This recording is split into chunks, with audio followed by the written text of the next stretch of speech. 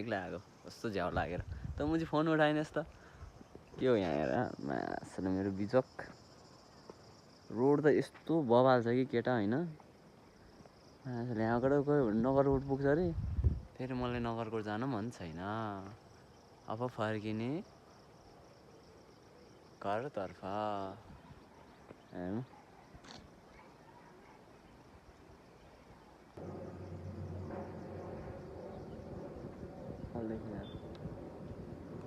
देखिस् तेरो दादा एक्लै हो के एक्लै घुम्दैछ फोन नउठाउने त फोन उठाउनु पऱ्यो नि त केटा नगए पनि फोन उठायो भन्दा कस्तो के बिग्रिन्छ तेरो दादा एक्लै उभिरहेछ म हेरौँ तेरो बाटो त यस्तो मफन छ कि होइन बाटो त के भनौँ वाल छ भने बाटो त त्यो होस् मलाई चाहिँ राम्रो लागिरहेछ बाटो यस्तो छ यहाँ कोही पनि छैन चल्दैको ल हामी चाहिँ अब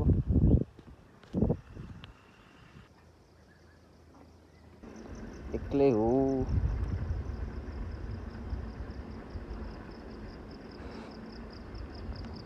दादाको फोन उठाउनु पर्यो चरण साप यत्तिकै मात्र घुमेर बस्नु होइन नि त केटा म त जे लागिरहेछ अब कस्तो होला प्लेस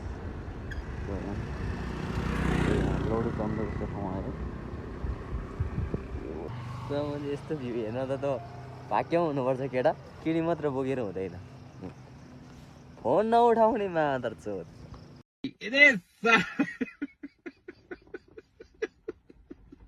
यहाँ हेर तेरो दाइ पर्यो नि त जाटा यस्तो भ्यू हेर्न त खाली केटी घुमाएको छ फोन गर्छ फोन उठाउँदैन हेर झाट्टा तेरो त एक्लै आएको हो